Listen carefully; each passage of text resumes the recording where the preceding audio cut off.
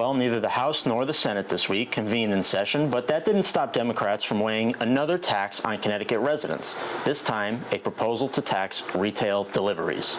Senate Bill 1447 will, if passed, add a 28-cent fee to your deliveries from Uber Eats, DoorDash, Amazon, Peapod, and more, as if putting food on the table was not difficult enough for residents and families across Connecticut.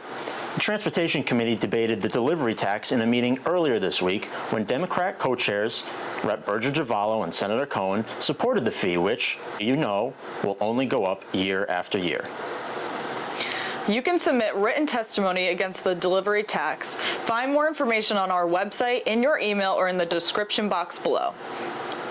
We've already received some testimony from the public. Nina says, consumers increasingly use delivery services as a means of acquiring goods that often are not stocked in traditional retail environments.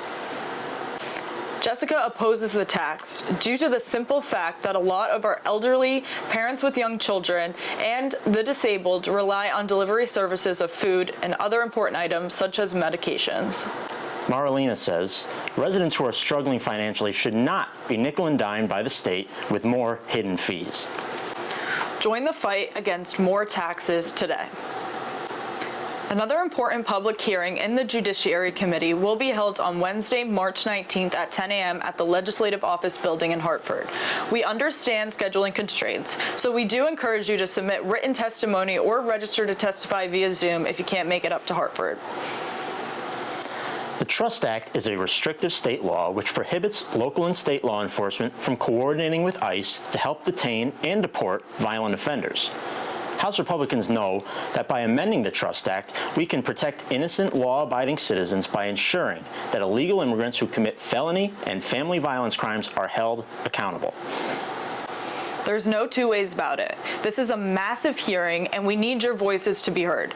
On our website, in your email, or in the description box below, you'll find the link to submit your testimony in support of our proposal, House Bill 7211, by selecting the March 19th hearing.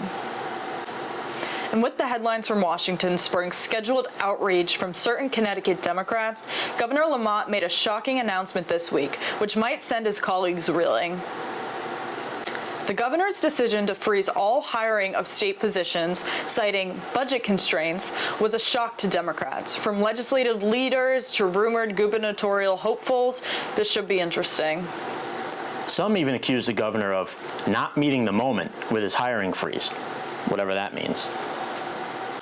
House GOP leader Vincent Candelora said the freeze comes after increases in expenditures to levels that he has never seen before, not in his 18 years in the legislature, noting that there are serious concerns about our state's fiscal health, especially noting that Medicaid services are overly generous in providing health care to illegal immigrants, in addition to expensive state overtime costs. But he knows, like you do, Connecticut Democrats will just blame the feds. In case you missed it, last week, Representative Gail Mastrofrancesco revived her Bad Bills of Connecticut's Wild, Wild Left, an annual tradition where she calls out the worst legislation proposed in the state each year. Making the cut this year, a tax on paper checkout bags, mandatory voting, and the Green Monster, Democrats' omnibus environment bill, which will, of course, feature new electric vehicle mandates. Also included in Mastrofrancesco's bad bills is a radical labor proposal which will give unemployment benefits to striking workers. Can you believe that? Representative Steve Weir, ranking House Republican on the Labor and Public Employees Committee, lamented how the proposal made it out of committee on a party lines vote this week.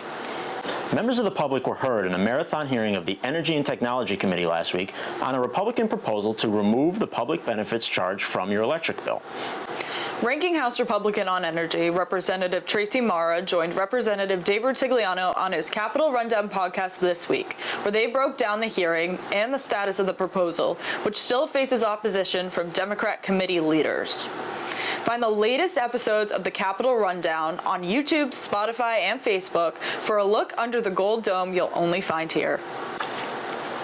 Last week, Republicans' amendment to divert emergency funding from progressive pet projects to food and utility assistance was rejected along party lines.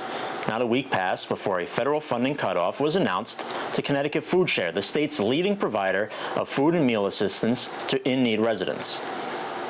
Suffice to say, House GOP leader Vincent Candelora told you so. Today, I still haven't heard why these other organizations in the underlying bill gets to jump the line above everybody else, as if we have unlimited resources. And don't worry, the Connecticut Food Program, they'll get their funding down the road, but they have to wait. These organizations get to jump the line. Why? Because of hyperbole. In our nation's capital, you'll notice that strict scrutiny of federal programs and funding has been top of mind. But you may have missed Connecticut's culture of corruption happening right here at home. Like this week, a state DMV employee was caught creating a seedy scheme where he was lining his own pockets by selling vehicles towed by the Department of Motor Vehicles. And yes, he still has a job. Learn more about the culture of corruption and the Constitution State from leader Candelora in a recently released video where he details just how bad it gets here in Connecticut.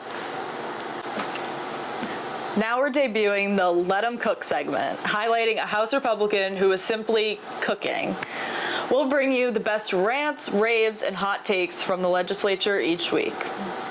Here's Rep. Tony Scott, whose thankless job as ranking member on the Housing Committee subjects him to all types of nonsense, including debating Democrats' top priority for this year, a hollow housing proposal intent on abusing the legislative process. There's 10 lines in this bill.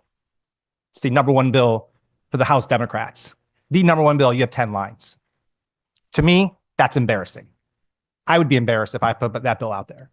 I spent the last 3 nights going through these bills. I have a lot of questions. And we're going to be here a long time because of it. Like that's the fact. And we're okay, we'll do it. We'll get through midnight. But the fact of the matter will be half these bills will die tonight. When we JF these out, they are actually going to die. So let's be perfectly clear. They are going to die. They will never live. So we wasted our time as a committee talking about bills that will die. Join us next week for more news and views from Connecticut House Republicans.